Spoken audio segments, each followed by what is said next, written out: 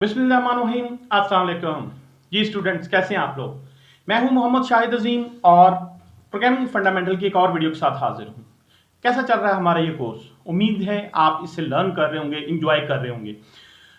अगर आपको कोई प्रॉब्लम है, अगर आपको कोई चीज समझ में नहीं आती, तो आप प्लीज इस वीडियो पे कमेंट कीजिए या मेरे व्हाट्सएप का लिंक भी नीचे डिस्क्रिप्शन में मौजूद है, मुझसे बात कीजिए। तो मैं आपकी हर प्रॉब्लम को रिजॉल्व करने के लिए 24 आवर अवेलेबल हूं। लेकिन आपसे रिक्वेस्ट है कि अगर अभी तक आपने हमारा चैनल सब्सक्राइब नहीं किया तो प्लीज इस चैनल को सब्सक्राइब कीजिए, बेल का आइकॉन लाजमी प्रेस कीजिएगा ताकि हमारी आने वाली वीडियोस की नोटिफिकेशन आपको मिलते रहें। तो चलिए जी, आज का लेक्चर स्टार्ट करते हैं। प्रोग्रामिंग का एक बहुत अहम असूल है कि आप जब प्रोग्राम लिख रहे हैं, आप बहुत सोच समझ के बहुत कॉम्प्लेक्स लॉजिक बना रहे हैं। तो जब आप कुछ अरसे बाद इस प्रोग्राम को दोबारा देखेंगे तो ऑलमोस्ट वो लॉजिक आपको भूल चुकी होगी। अब अगर आपने उस प्रोग्राम में कुछ मॉडिफिकेशन करनी है या उसमें कोई नया फीचर ऐड करना है, तो आपको वो पिछली लॉजिक तो भूल चुकी है, तो आपको सब कुछ दोबारा से सोचना होगा और सोच समझ के उसके अंदर एडिशन करनी होगी। एक चीज और भी हो सकती है कि आप वो कंपनी किसी वजह से छोड़ जाते हैं और आपकी जगह एक नया प्रोग्रामर हायर किया जाता है, तो डेफिनेटली उसके बाद उस प्रोग्राम को उसने टैकल करना है, उसने मॉडिफाई करना है।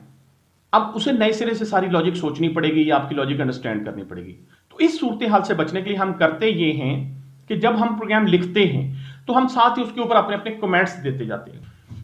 तो कमेंट क्या होता है? कमेंट एक टेक्सचुअल नोट होता है आपके प्रोग्राम के ऊपर या आपके कोड के ऊपर, जो ये बताता है कि इस प्रोग्राम में या इस कोड में हम क्या करने की कोशिश कर रहे हैं। उससे होता यह है कि कल को जब आप उस प्रोग्राम को या उस कोड को दोबारा देखेंगे तो आपको ये समझ आ जाएगा कि इस कोड के अंदर मैंने क्या लॉजिक बनाई थी या इस स्टेटमेंट को लिखने का मेरा क्या मकसद था। इससे आपकी अंडरस्टैंडिंग बेहतर हो जाती है, या अगर आप छोड़ गए हैं तो आपके बाद जो प्रोग्रामर आपके कोड को हैंडल करेगा उसके लिए अंडरस्टैंडिंग बेहतर हो जाएगी और वो इजीली उसको मॉडिफाई कर सकेगा। अब जब हम अपने कोड के अंदर कमेंट्स लिखते हैं तो ये सिर्फ ह्यूमन रीडेबल हैं, ये सिर्फ इंसानों के लिए लिखे गए हैं। कंप्यूटर इसको प्रोपोगेट नहीं करता क्योंकि ये ह्यूमन लैंग्वेज में लिखे जाते हैं, ये नेचुरल लैंग्वेज में लिखे जाते हैं। हम कमेंट्स देंगे तो उर्दू में दें, हम चाइनीज में दें, हम इंग्लिश में दें, हम पश्तो में दें। अब कंप्यूटर तो इन लैंग्वेज को नहीं समझता, लिहाजा ये सिर्फ इंसानों के लिए होती है। तो कंपाइलर क्या करता है, जब प्रोग्राम को कंपाइल करने लगता है तो बीच में जितने कमेंट्स होते हैं उनको रिमूव कर देता है और जो प्योर कोड होता है, जो सोर्स कोड होता है, उसको एक्सिक्यूटेबल कोड में कन्वर्ट करके रख लेता है। इससे ये होता है कि आपके प्रोग्राम के साइज पे भी फर्क नहीं पड़ता, आपका प्रोग्राम का साइज भी कम रहता है और आप जब अपने सोर्स कोड को दोबारा देखेंगे तो वहां वो आपको टेक्सचुअल नोट मिल जाएंगे। अब यहां ये बात समझने वाली है कि वो जो कंपाइलर रिमूव कर रहा है वो ऑब्जेक्ट कोड में से कर रहा है, सोर्स कोड में से नहीं। सोर्स कोड में वो वैसे के वैसे पड़े रहेंगे, इसलिए आप जब भी दोबारा देखेंगे सोर्स कोड के अंदर वो कमेंट्स आपको मिल जाएंगे। कमेंट्स की दो टाइप्स होती है, सिंगल लाइन कमेंट्स और multi line comments. Single line comments क्या होते हैं? सिंगल लाइन कमेंट्स ऐसे कमेंट्स होते हैं जो आपने एक ही लाइन के अंदर कंप्लीट किए हैं। मतलब आपने कमेंट लिखना शुरू किया, जहां से लिखना शुरू किया वहां से लेकर उस लाइन के एंड तक आपने वो कमेंट कंप्लीट कर लिया और आपने नेक्स्ट कोई लाइन यूज नहीं की, इसको हम कहते हैं सिंगल लाइन कमेंट। अब आपने अपने कंपाइलर को बताना होता है कि ये जो एक पर्टिकुलर लाइन मैं लिख रहा हूं ये कमेंट है, तो हम कैसे बताएंगे? सिंगल लाइन कमेंट्स के आगाज पे हम दो स्लैशेस लगा देते हैं। वो दो स्लैशेस कंपाइलर को ये बताती हैं कि ये जो एक लाइन लिखी हुई ये एक सिंगल लाइन कमेंट है, इसको कंपाइल करते वक्त कंसीडर करने की जरूरत नहीं है, ये सिर्फ मैंने अपनी अंडरस्टैंडिंग के लिए लिखा है। बस इसमें यह है कि जब आपने डबल स्लैश का इस्तेमाल किया तो फिर ख्याल रखना है कि वो एक लाइन से आगे मत बढ़े, उसी लाइन के अंदर अंदर कंप्लीट हो जाए। इस लाइन में आप देख रहे हैं मैंने एक वेरिएबल डिक्लेयर किया इंट मार्क्स। ये वेरिएबल मैंने क्यों बनाया? किसी के मार्क्स स्टोर करने के लिए। तो मैंने उसके आगे ये एक वजाहत की है कि this variable will be used to store the students marks.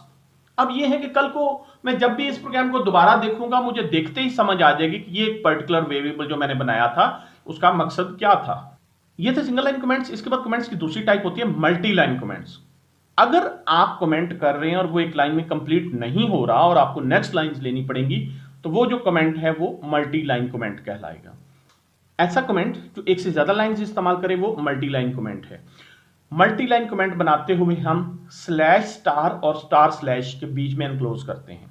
मसलन ये आप एक स्टेटमेंट देख रहे हैं, this program is a part of our global project and written by lead programmer mister Mohammad Shahid Azeem. This code will further be extended to the all projects of the organisation. अब आप देखें कि इस पैराग्राफ के आगाज में एक स्लैश और एक स्टार लगाया गया है, ये आप देख सकते हैं। इसी तरह इसके एंड पे भी एक स्टार और एक स्लैश लगाई है। इससे क्या होगा? इससे ये चीज समझ में आ जाएगी कि ये जो पैराग्राफ है ये प्रोग्राम का हिस्सा नहीं है, इसको as a C language code propagate नहीं करना, बल्कि ये प्रोग्रामर का अपना कमेंट है और वो इसको एक्सक्लूड कर देगा। तो हमने आगाज वाले लेक्चर्स में जब हमने कुछ प्रोग्रामिंग के कॉन्सेप्ट्स पे बात की थी, तो हमने ये बात की थी कमेंट योर कोड लिबरली।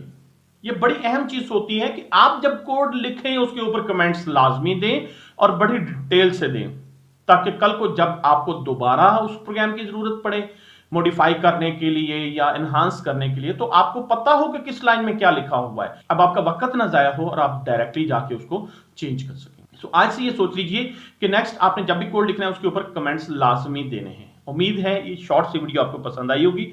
अगर वीडियो अच्छी लगी है तो इसको लाइक कीजिए, चैनल को सब्सक्राइब कीजिए और बेल का आइकॉन लाजमी प्रेस कीजिएगा, क्योंकि इस सीरीज के अंदर हम बहुत अमेजिंग काम करने वाले हैं। हम इंशाल्लाह पूरी प्रोग्रामिंग सीखने वाले हैं। तो हमारी आने वाली वीडियोस की नोटिफिकेशंस आपको टाइम पे मिलते रहें। जुड़े रहिए इस चैनल के साथ और इसका लिंक अपने दोस्तों के साथ भी शेयर कीजिए और इल्म बांटने के सफर में मेरा साथ दीजिए। जल्दी मिलते हैं एक और मजेदार सी वीडियो के साथ, तब तक लिए अल्लाह हाफिज।